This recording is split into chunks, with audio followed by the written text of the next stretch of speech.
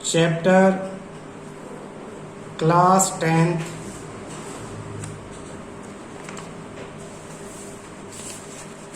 Chapter आपका कौन सा है भाई? ये जो हम पढ़ेंगे अभी 11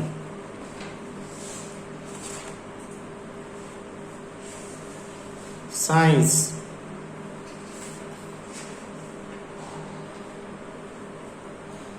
The human eye and the colorful world। इसमें अभी ह्यूमन आई इंसानी आँख और रंगीन दुनिया में से इंसानी आँख को हटा दिया है। अभी नहीं करेंगे, हम बाद में करेंगे ज़रूर इसे। अब ये पढ़ेंगे रंगीन दुनिया। रंगीन दुनिया इन द सेंस की कलर कैसे आते हैं, कलर्स। तो कलर सबसे पहले स्टार्ट कहाँ हुए बेटा? ध्यान से समझना। वाइट लाइट जो है, ऐसा लगता है ना बिना कलर के सबसे ज्यादा कलर वाइट में ही होते हैं। 7 जो कलर्स हैं, इनसे मिलके वाइट लाइट बनती है 7 कलर्स से। तो इसको कैसे समझेंगे, कैसे देखेंगे, इसके ऊपर कैसे हम टॉपिक करेंगे? तो सबसे पहले हमारा जो टॉपिक है वो वही है refraction of light through a prism. Prism कैसे? स्टेशनरी की दुकान से तुम खरीद के ला सकते हो, बड़ा मजा आएगा तुम्हें। लैब में 3 डायमेंशनल फेज होता है, पेपर में तो हम ऐसे ही दिखा सकते हैं इसे, ऐसे 3 ट्रायंगल से बना हुआ, एक इधर एक इस दूसरी तरफ और एक उधर दूसरी तरफ, तीनों आपस में जुड़े हुए हैं प्रिज्म। नीचे ये बेस है, नीचे ये बेस। तो इसमें से रिफ्रैक्शन का मतलब क्या होता है? Bending of light. लाइट जब बेंड हो जाती है, जब वो एक मीडियम से दूसरे मीडियम में जाते हैं तो लाइट अपना रास्ता बदल लेती है, सीधे जाते जाते मुड़ जाती है। तो इसी बेंडिंग को हम रिफ्रैक्शन बोलते हैं। अब जैसे कि यहाँ कोई व्हाइट लाइट है, व्हाइट लाइट ऐसे गई, ये ऐसे। अगर प्रिज्म ना होता तो ये लाइट ऐसे सीधी चली जाती, क्योंकि हमने पढ़ा कि लाइट स्ट्रेट पाथ पे ट्रेवल करती है। लेकिन बीच में क्या आ गया? प्रिज्म आ गया तो ये बेंड कर जाएगी, यहां से ऐसे मुड़ जाएगी, ये मुड़ गया। अब यहां से भी सीधी नहीं जाएगी क्योंकि प्रिज्म के बाद फिर एयर आ गई, तो यहां से ये फिर मुड़ जाएगी इस तरह से। तो ये जो पहले वाली लाइन है इसे इंसिडेंट रे बोलते हैं, इंसिडेंट रे।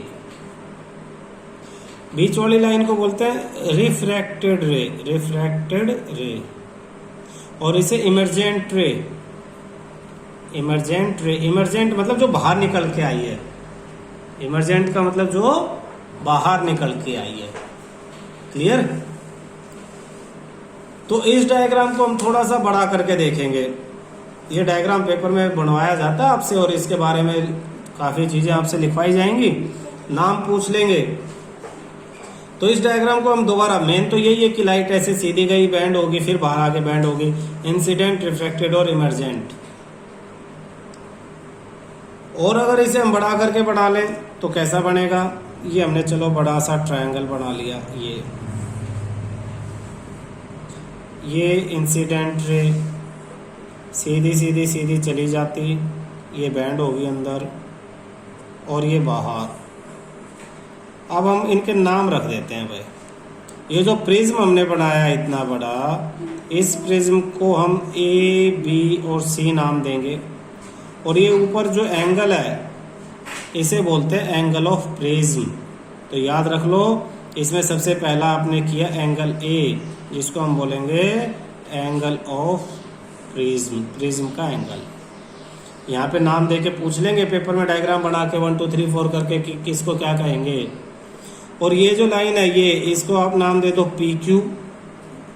तो यहाँ पे नीचे इसका नाम लिख लो कि पी क्यू है क्या, या ये नाम, इस पॉइंट को ई नाम दे दो और इस पूरी लाइन का नाम पी ई लिख लो। तो पीई क्या है कोई पूछे तो, पीई है इंसिडेंट रे। पीई क्या आपकी इंसिडेंट रे, जो रे आके टकराई। फिर इस पॉइंट को नाम दे दो एफ। तो ई एफ क्या है अब, ई एफ आपकी रिफ्रैक्टेड रे ऊपर वाले डायग्राम में बताई थी, तो इसको आप रिफ्रैक्टेड रे लिखोगे। फिर एफ के बाद ये जो बाहर लाइन है इसको आर एस, और इस नाम लाइन का नाम हो गया एफ इंटू एस, तो एफ एस हो गया। और ये आपकी क्या है emergent ray, emergent ray. Clear? Angle of praise, incident ray, refracted रे, इमरजेंट रे कहाँ कहाँ बनी, ध्यान देना। एंगल ऑफ प्रिज्म तो ये ऊपर बना, ये वाला एंगल ऑफ प्रिज्म हो गया, ये इंसिडेंट रे, ये वाली, ये रिफ्रैक्टेड रे, और ये इमरजेंट रे। तो तीनों हमें क्लियर होगी, 4 पॉइंट हमारे क्लियर है। फिर ये जो पॉइंट है जहां पे ये टकराती है, यहाँ पे इस सरफेस पे, प्रिज्म के सरफेस पे एक परपेंडिकुलर हम बनाते हैं नॉर्मल, एन डैश इसका नाम लिख लेते हैं, एन और एन डैश। तो ये नॉर्मल है। इंसिडेंट और नॉर्मल के बीच में ये जो एंगल बनता है, नॉर्मल और इंसिडेंट के बीच में एंगल, ये भी, इसकी भी पोजीशन ध्यान रखना। वो डायग्राम में पूछेंगे गलती क्या है, और ये वाला एंगल नीचे बना देंगे। तुम्हें ध्यान रखना है कि ये इंसिडेंट और इस नॉर्मल के बीच बनेगा ये एंगल, और इसे आई बोलते हैं। इंसिडेंट के साथ बना इसलिए आई नाम दे दिया। क्लियर है? तो नीचे लिख लो एंगल आई, तो इसे कहेंगे एंगल आई, यानी एंगल ऑफ इंसिडेंस। कौन सा है और कहां बन रहा है ये ध्यान रखना है तुम्हें। एंगल ऑफ इंसिडेंस, फिर आर, एंगल आर, ये नॉर्मल और रिफ्रैक्टेड रे के बीच में आर नाम दिया, तो यानी रिफ्रैक्टेड रे और नॉर्मल के बीच में आर। तो angle of refraction, angle of refraction, reflection नहीं रिफ्रैक्शन, बैंड होना, रिफ्रैक्शन बैंड हो गया। फिर ये जो दूसरा पॉइंट जहां निकल रहा है, यहां भी एक नॉर्मल है, नॉर्मल परपेंडिकुलर, इस सरफेस पे परपेंडिकुलर, ये हो गया नॉर्मल। तो इमरजेंट रे, ये इमरजेंट रे और इस नॉर्मल के बीच ये जो एंगल बना, इसे ई से डिनोट कर दिया। और एंगल ई आपके पास हो गया एंगल ऑफ एमरजेंस। क्या नाम हो गया इसका, एंगल ऑफ इमरजेंस, ये एंगल ऑफ इमरजेंस नाम हो गया। अच्छा, अगर ये आप रे को, इमरजेंट रे को पीछे बैक में बढ़ाते हो, पीछे बढ़ा दिया आपने, सीधी ऐसा लगा यहां से आ रही है ऐसे, और ये सीधी कहाँ जाती, यहां जाती, तो अब फाइनल सोचना कि ये लाइन ऐसे चली जाती, ऐसे। अगर प्रिज्म ना होता तो, प्रिज्म है तो ये ऐसे चली गई, ऐसे, तो कितने डिग्री पे बैंड हुई, इतने डिग्री पे बैंड हुई ये लाइन सीधी ऐसे जाती, और अब ये ऐसे जा रही है, तो कितने एंगल का इसमें घुमाव आ गया, इतने एंगल का। इसे डी से डिनोट करते हैं, कैपिटल डी, यानी कितना डिफ्लेक्ट हुई, डिफ्लेक्ट मतलब मुड़ना, तो ये कितना डिफ्लेक्ट हुई, डिफ्लेक्शन, तो इसको हम बोलेंगे एंगल डी, यानी एंगल ऑफ डिफ्लेक्शन। डेविएशन भी बोलते हैं, डेविएट कर देना, तो angle of deviation, angle of deviation, कितना डेविएट हो जाती है अपने पाथ से, कितना भटक जाती है, कितना उसका पाथ चेंज हो गया, सीधा जाना था यहां मुड़ गई। ठीक है, तो उसे हम कहेंगे एंगल ऑफ डेविएशन। डायग्राम किस चीज का है, refraction of light through triangular glass prism. Triangular glass prism में लाइट के रिफ्रैक्शन का डायग्राम है। तो ये डायग्राम याद रखना है, 3 साइड और 1 2 3 4 5 एंगल, और खास बात की कहाँ बन रहे हैं, एक ऊपर, नॉर्मल इसके बीच में, नॉर्मल इसके बीच में, नॉर्मल इसके बीच में, और इंसिडेंट और रिफ्रैक्टेड रे के बीच में, डी। पांचों का मीनिंग क्या है ये आपको पता होना चाहिए बेटा। अगला टॉपिक हमारे पास, dispersion of white light by glass prism. Dispersion of white light by a glass prism. Dispersion का मतलब क्या होता है? डिस्पर्जन का मतलब होता है बिखेर देना, बिखेर देना, डिस्पर्स कर दिया, बिखेर दिया। किसको? व्हाइट लाइट को। अब व्हाइट लाइट इकट्ठी थी कि इकट्ठी थी, कौन लोग इकट्ठे मिलकर व्हाइट लाइट बना रहे थे? 7 कलर्स, 7 कलर। जब हम इसको बिखेर देंगे, ये व्हाइट लाइट है, इसको बिखेर देंगे तो इसका मतलब क्या होगा? ये 7 कलर अलग अलग हो जाएंगे, ये 7 कलर अलग अलग हो गए। Red, orange, yellow, green, blue, Indigo और वॉयलेट। यानी ये व्हाइट लाइट थी और व्हाइट लाइट को आपने डिस्पर्स कर दिया, 7 के 7 कलर अलग हो गए। ये तो है dispersion. Break down of what is dispersion? Break down of और scattering of white light into its 7 constituents. White light जब अपने 7 कॉन्स्टिट्यूएंट्स में स्कैटर हो जाती है, डिस्पर्स हो जाती है, the phenomena is called dispersion. तो what is dispersion? What is dispersion? The process of disperse of a white light into its 7 constituent color is called dispersion. तो इसे डिस्पर्जन कहेंगे। अब इसे ग्लास प्रिज्म की हेल्प से कैसे करते हैं, वो हमारा इम्पोर्टेंट काम है। उसमें एक चीज देखना बेटा, मैं तुम्हें बताता हूँ। व्हाइट लाइट है ना, सीधी ऐसी नहीं होती जो तुमने पढ़ा है कि कोई भी लाइट ऐसे सीधी जाती है, ऐसा नहीं है। बड़ी क्लासों में पढ़ोगे लाइट भी वेव की तरह जाती है, वेव, लाइट भी वेव की तरह है। और वेव है तो उसकी कोई वेव लेंथ भी होगी। 9th में तुमने पढ़ा वेव लेंथ, एक टॉप से दूसरे टॉप तक की लेंथ को वेव लेंथ कहते हैं, वेव लेंथ। और कोई इसकी फ्रीक्वेंसी भी होगी। फ्रीक्वेंसी क्या होते हैं? Number of cycle. इसे एक साइकिल कहते हैं, यहाँ से लेके यहाँ तक एक साइकिल, फिर ये दूसरा साइकिल, ऐसे वेव की साइकिल्स होती हैं। तो फ्रीक्वेंसी नंबर ऑफ साइकिल पर सेकंड, पर सेकंड। एक सेकंड में कितने साइकिल्स प्रोड्यूस हुए? एक पंखा एक सेकंड में 10 चक्कर लगाता है तो उसकी फ्रीक्वेंसी 10 होगी। तो लाइट की फ्रीक्वेंसी भी होती है और वेवलेंथ भी होती है। फ्रीक्वेंसी को न्यू से डिनोट करते हैं और वेवलेंथ को इससे। अब एक ध्यान रखना, जब लाइट एक मीडियम से मीडियम 1 से मीडियम 2 में जाती है, मीडियम 2 में जाती है, तो वेवलेंथ तो चेंज हो जाती है, चेंज, लेकिन फ्रीक्वेंसी नॉट चेंज। फ्रीक्वेंसी कभी भी चेंज नहीं होती। ये ध्यान रखना, फ्रीक्वेंसी हमेशा कैसी रहेगी? सेम रहेगी। शायद तुम्हें याद रहेगी ये बातें कभी।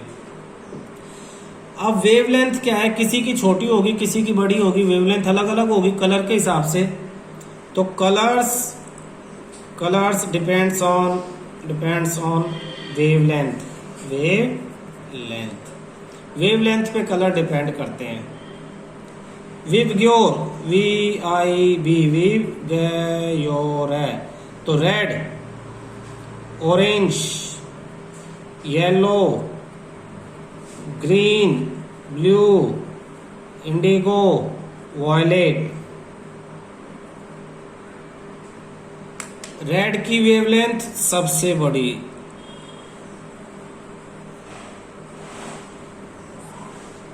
रेड की वेवलेंथ सबसे बड़ी, इनमें सबसे बड़ी वेवलेंथ किसकी?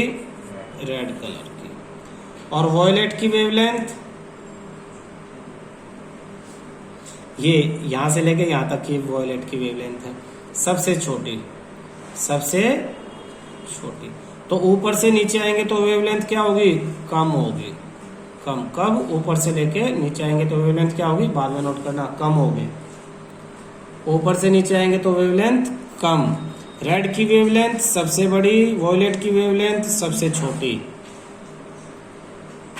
अब जो बैंड करना है, तुम्हें पता भाई बैंड तो होता ही है, यानी एक मीडियम से दूसरे मीडियम में जाएंगे। जैसे ये प्रिज्म बना दिया हमने, ये नीचे प्रिज्म बना दिया, व्हाइट लाइट आई तो व्हाइट लाइट जैसे इसके अंदर घुसेगी वो 7 कलर में डिवाइड हो जाएगी अलग अलग। अगर ये व्हाइट लाइट है, व्हाइट लाइट तो जिसके इसके अंदर घुसते ही बैंड तो होगी लेकिन 7 कलर में अलग अलग डिवाइड हो जाएगी।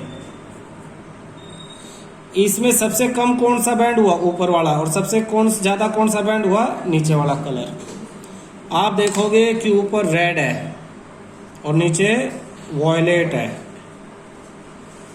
यानी रेड कलर जो हमने ऊपर नोट बनाए थे, रेड कलर सबसे कम बैंड होता है, सबसे कम बैंड होगा। और वॉयलेट कलर सबसे ज्यादा बैंड करेगा। बात को समझो। तो ये लीस्ट और ये मोस्ट सबसे ज्यादा बैंड करेगा वॉयलेट, यानी जिसकी वेवलेंथ बड़ी वो बैंड कम हो रहा है, कम बैंड हो रहा है, और जिसकी वेवलेंथ छोटी है वो ज्यादा बैंड हो रहा है। तो वेवलेंथ और बैंडिंग अपोजिट है। आप डायग्राम में देखो, रेड कितना सीधा जा रहा था, थोड़ा सा ही मुड़ा। वॉयलेट कितना ज्यादा मुड़ गया, सीधा जा रहा था ज्यादा मुड़ गया। तो जब ये कलर बाहर आएंगे इससे बाहर, तो रेड फिर थोड़ा सा, हाँ रेड फिर सीधा जाने के लिए थोड़ा सा बैंड होगा, वॉयलेट यहाँ भी ज्यादा बैंड हो जाएगा नीचे की तरफ। और यहाँ अगर कोई स्क्रीन रखी हो सामने, स्क्रीन, ये स्क्रीन, तो सबसे ऊपर जो कलर आएगा वो रेड आएगा और सबसे नीचे जो कलर आएगा वो वॉयलेट आएगा। इसके बीच में बाकी कलर आ जाएंगे। कौन कौन से? जैसे ऊपर थे विबग्योर,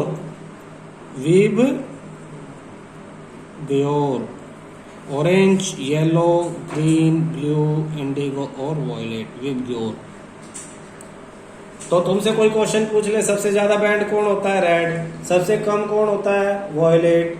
रेड सबसे ज्यादा बैंड क्यों होता है? क्योंकि उसकी वेवलेंथ सबसे बड़ी है, लार्जेस्ट वेवलेंथ।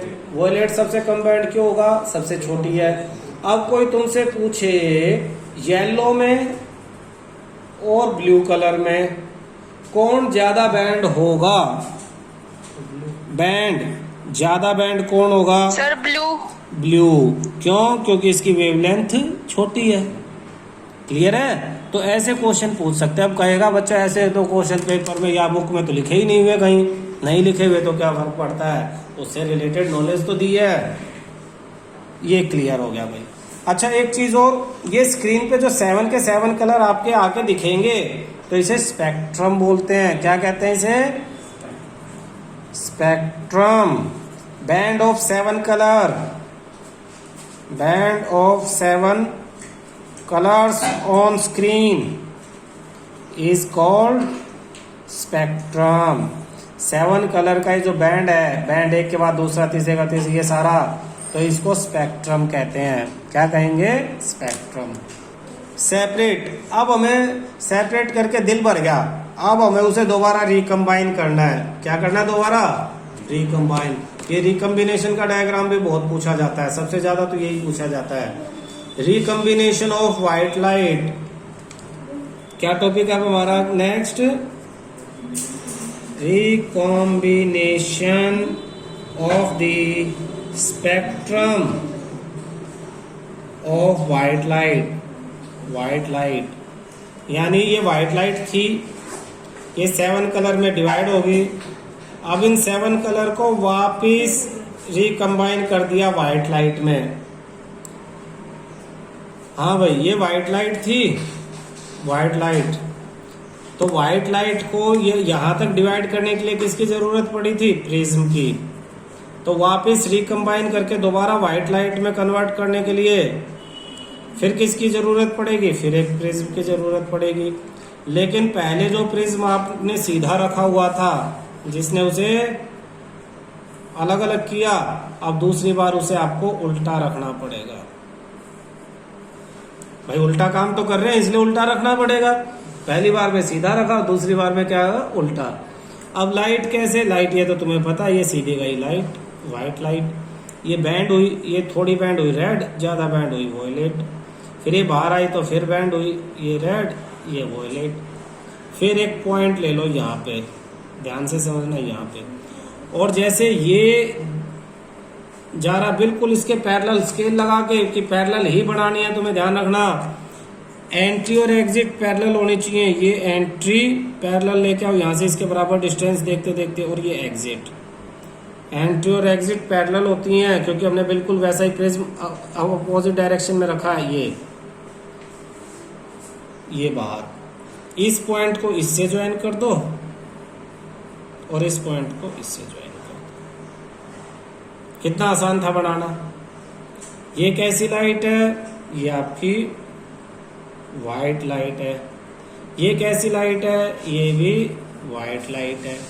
ये ऊपर, ये डायरेक्शन बना दो रेड, ये वॉयलेट, ये रेड, ये वॉयलेट, फिर ये रेड और ये वॉयलेट। तो ये आपका टोटल डायग्राम है। ये ऊपर और नीचे क्या बना रहे हैं? ये एक कार्डबोर्ड है जिसके अंदर एक छेद है, छेद करके आपने सिर्फ एक ही लाइट बीम को भेजा है।